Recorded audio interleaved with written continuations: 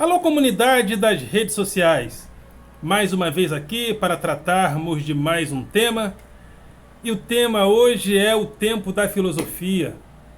Existe tempo para tudo. Existe o tempo da era digital, que é essa era que nós estamos vivendo, de revoluções por minutos, como dizia a banda RPM. Porém, existiu o tempo da era industrial. Existiu o tempo onde as pessoas se voltavam para os movimentos regulares da natureza. Ou seja, cada era produz o seu tempo. E eu gostaria de falar do tempo da filosofia em cada uma dessas eras. Mas antes, eu gostaria de convidar você mais uma vez a se inscrever no nosso canal, a dar o seu like, a fazer o teu comentário e a compartilhar nosso material com outras pessoas. E ao se inscrever, acione o sininho para receber notificações de novos vídeos. Dê like, comente, compartilhe com as pessoas, sobretudo se você entende o objetivo deste canal, que é convidar e chamar a classe dos professores para o debate público. Professores, venham para o debate público. Não estamos ainda na grande mídia, mas podemos abrir espaços de diálogo com a sociedade através das mídias digitais. Então você que é professora da creche até o final do ensino médio, faça o seu canal, seu grupo de Facebook. Vamos reverberar a voz do professor nessa sociedade e inundar a sociedade com a nossa narrativa. E esse canal também tem o objetivo de combater o pensamento binário, o pensamento que pensa que o mundo é dividido entre os eus e os não eus. Quem não está comigo está na Matrix. Quem é do meu grupo de WhatsApp está fora da Matrix. Não se volta, não se entrega ao sistema. Não, isso é um estereótipo muito do vagabundo. Na realidade, as coisas não são tão simplistas assim. Então, vamos combater e questionar o pensamento binário. E também tem meu grupo de Facebook, Filosofia com Eldon Rosa Masson, e o meu blog através do endereço rosamasson.blogspot.com. Rosa Masson sempre com 2 S e tudo junto. Então vamos ao tema de hoje, o tempo da filosofia. Como eu disse, existe o tempo da natureza. Esse tempo regular do nascer e pôr do sol, das fases da lua, das fases melhores para o plantio. São fases onde o tempo aparece para nós nos movimentos regulares da natureza. Era assim, primordialmente, que as primeiras comunidades humanas viam as coisas através dos movimentos regulares da natureza. Porém, num determinado momento surge a era industrial e nós passamos a ser regulados pelo tempo cronológico por causa do funcionamento da indústria. A indústria precisava funcionar de acordo com um horário determinado e nós passamos a ser regulados por esse tempo cronológico que media as relações das grandes cidades. E entre esse tempo tem o tempo da filosofia. E dentro deste tempo é importante perguntar o que é o tempo, porque essa pergunta é uma pergunta socrática. Sócrates, quando perguntava pelas coisas, as pessoas falavam o amor para lá, o amor para cá. Eu amo, eu não amo, você não ama. E Sócrates, o que é o amor? A paz para lá, a paz para cá, justiça para lá, justiça para cá. E Sócrates, o que é a justiça? O que é a paz? Porque Sócrates estava num tempo onde o período, ou seja, o tempo do discurso havia sido colocado porque Sócrates vivia dentro da instauração da condição política, da condição humana política, ou seja, a instauração do homem público em um momento onde o grego inventara a política. E dentro desse ambiente político, o discurso era muito importante. Por isso os sofistas eram professores de retórica e oratória, cobravam das pessoas para que eles pudessem ensinar as pessoas a discursar. O discurso aparece. E no tempo do discurso, Sócrates faz a pergunta socrática sobre o verdadeiro ser do que as pessoas estavam falando. Porém, vivemos hoje em um outro tempo. Na primeira fase do tempo natural, ou seja, onde as pessoas se regulavam pelos movimentos naturais, o que acontecia? As pessoas se voltavam muito para os mitos da natureza. E esses mitos eram voltados sempre para o passado. E as pessoas amadureciam sempre em relação ao passado.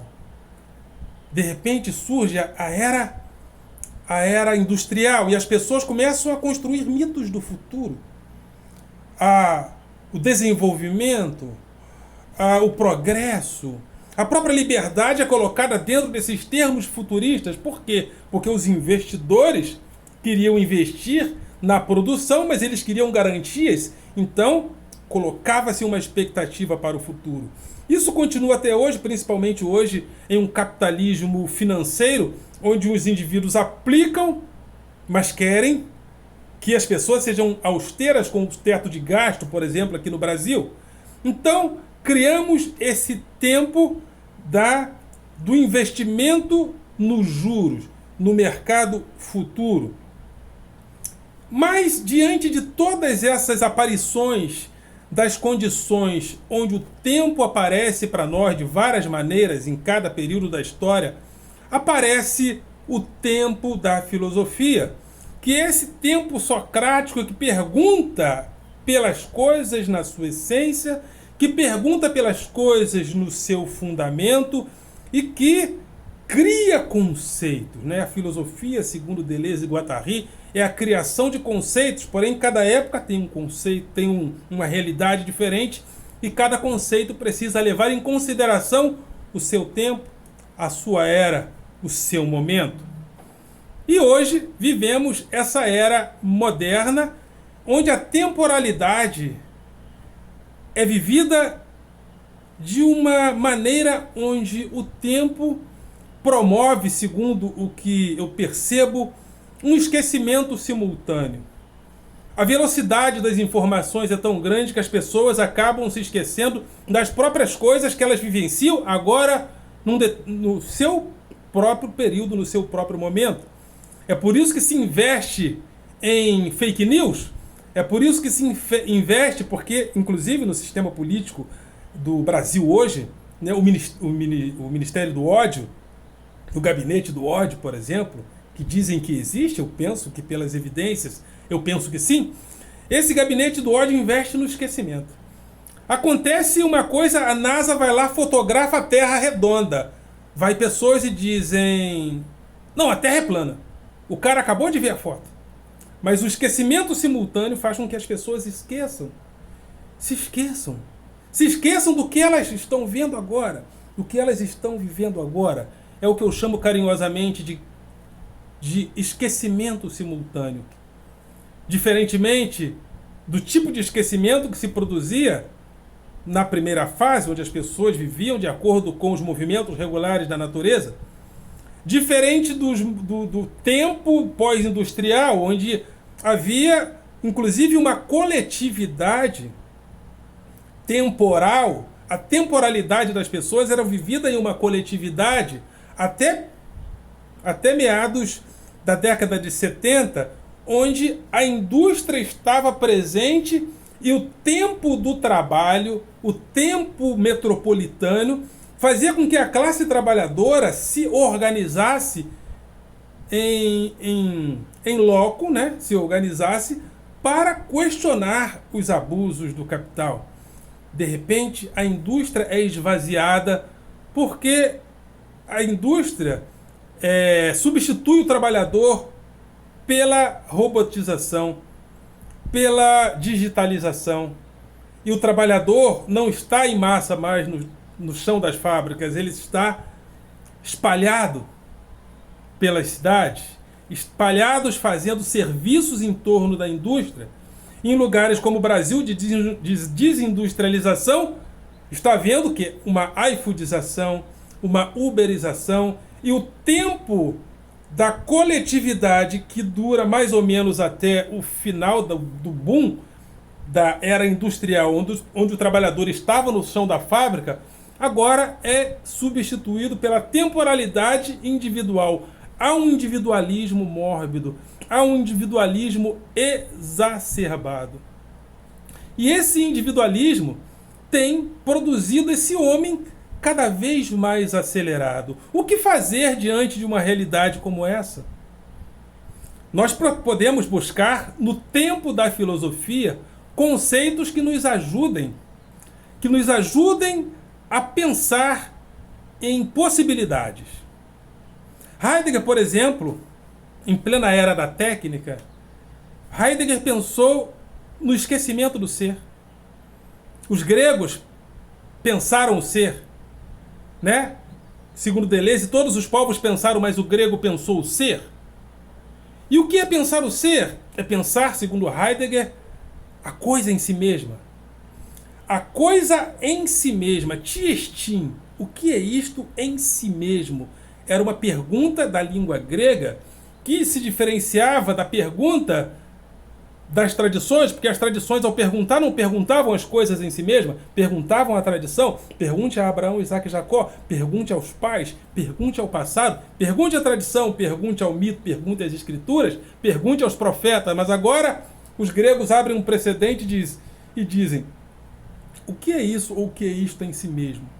Mas esse ser que se abre a nós, segundo Heidegger, ele foi entificado, ele foi colocado nas coisas e objetificado nas coisas. E nós começamos a praticar o esquecimento do ser. E o ser começou a virar coisa. Marx até fala da reificação. As pessoas criam equipamentos, criam produtos da indústria e se transformam representativamente nesses produtos. É como se os produtos criados por nós ganhassem vida própria no movimento da máquina capitalista. Então Heidegger nos chama a perguntar pelo ser. Sartre nos chama a perguntar pelo outro. Né? Foi muito influenciado por Heidegger, e ao perguntar e ao questionar inclusive a individualidade, ele coloca a questão no outro. O outro é o que eu sou. O que eu sou é vivido em prol também do que o outro espera de mim. E ao agir livremente, o outro é esta barreira. Porém, Levinas coloca a realidade que o outro é, na realidade, uma possibilidade de expansão. Onde eu me expando e me eternizo no outro, porque o outro é esse lugar indecifrável, por isso eterno, por isso divino. Então, se o divino aparece na rostidade do outro, no rosto, na rostidade do outro. Gosto dessa colocação na filosofia. Essa é a colocação de Levinas. E uma outra possibilidade também é Byung-Chul Han, quando ele chama a contemplação. Hannah Arendt falava da vida ativa e da vida contemplativa. A vida ativa é a vida da ação. A ação política, onde a gente realiza as coisas entre os outros, onde aparece o discurso político que é realizado entre os outros. E ao praticar uma ação no mundo, o resultado, na grande maioria das vezes, não é exatamente o que eu quero, porque ao agir, eu ajo entre os outros. Então, ela faz essa separação entre vida ativa e vida contemplativa. Na vida contemplativa, sim, a natureza aparece a nós, e o próprio Byung-Chul Han coloca isso, que é importante a recuperação da contemplação. A filosofia é possibilidade também de recuperação da vida contemplativa. A vida contemplativa foi atropelada pela velocidade da vida ativa em várias eras, né? Na era científica, na era industrial, na era pós-industrial, na era digital. Então eu convido a todos para o tempo da filosofia, para pensar no tempo da filosofia. É engraçado que eu, por exemplo, tenho alguns defeitos pessoais que me ajudaram muito na minha caminhada para a filosofia, junto com a filosofia, porque eu sou um pouco lento no raciocínio, mas não lento no sentido de ser lento em tudo. Eu sou lento, mas não sou lerdo, porque eu estou sempre pensando, sempre pensando, sempre pensando, sempre refletindo. E desde quando eu era criança, as professoras falavam para minha mãe que eu era muito desligado. Então esse lugar de ser muito desligado sempre me fazia ser mandado embora rapidamente dos empregos onde eu tinha que trabalhar exatamente como um funcionário. E eu fiquei literalmente sem uma profissão até os 26 anos. Aos 26 anos, indo para os 27 já, que eu não conseguia me firmar em lugar nenhum. Estava trabalhando de servente, do servente, do pedreiro, porque eu era tão ruim que todo mundo mandava em mim. Chegava uma criança de 11 anos na obra, mandava em mim, porque eu não sabia, eu não tinha aquela habilidade. De repente eu tive um sonho, eu sonhei que eu estava vendendo a minha voz. Opa, fiquei com aquilo. Depois de uma semana eu comecei a trabalhar como locutor comercial, nunca mais fiquei desempregado. Até hoje eu faço ainda locução comercial, mas eu só sei elaborar, criar e explicar conceitos. E falar. Eu só sei falar, eu só sei explicar, eu só sei escrever. Então esse sonho foi como se fosse uma revelação. Então eu estou apenas colocando essa experiência pessoal, porque eu tenho muito essa questão em mim. Eu sou muito contemplativo. Eu sou muito contemplativo. E a recuperação da vida contemplativa é importante.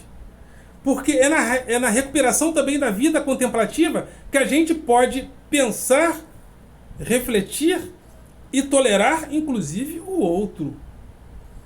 Principalmente no momento desse que nós estamos vivendo no Brasil, onde nós precisamos ser pressionados por entidades internacionais para cuidar, para pensar em cuidar melhor de questões como o meio ambiente. Até agora a gente está lidando muito mal com a questão da pandemia, por mais que a gente ainda não pegou o rumo, porque falta a contemplação, ou seja, falta a alteridade, ou seja, falta o que nós chamamos de empatia. Isso também pode ser pensado no tempo da filosofia. Se a gente ficar só no tempo no tempo da produção, no tempo da acumulação do capital, a gente vai perder o foco deste tempo. Por isso é que eu estou colocando a filosofia como possibilidade da gente pensar a nossa vida social e política de uma maneira também contemplativa. Então, para isso, precisamos também recuperar o tempo da filosofia. Repetindo, existia um tempo, que era o tempo onde os homens se voltavam para os movimentos regulares da natureza. De repente, aparece o tempo da indústria, onde o tempo passa a ser regulado pelo relógio. Depois desse tempo, nós entramos numa era de tempo digital, onde nós começamos a praticar o esquecimento simultâneo, sobretudo no Brasil, um país que não tem o hábito de salvaguardar suas tradições. Isso se torna muito mais nocivo a nós, porque esse nosso hábito de nos esquecer, esse nosso hábito de nos esquecer do passado, tem também feito com que a gente perca essa capacidade de preservação da memória. A memória é muito importante. E o tempo da filosofia, que a filosofia também pensa a temporalidade. Temporalidade é o tempo na sua dinâmica. Nós não podemos recuperar todos os fenômenos do tempo e do espaço, mas porque isso faz parte da temporalidade. Mas é possível, através da filosofia. É possível, através da filosofia, pensar melhor o tempo através desse lugar muito especial. E eu faço a todos esse convite à filosofia, para que a gente não se perca na velocidade do esquecimento simultâneo. Ok, galera? Vocês são do coração.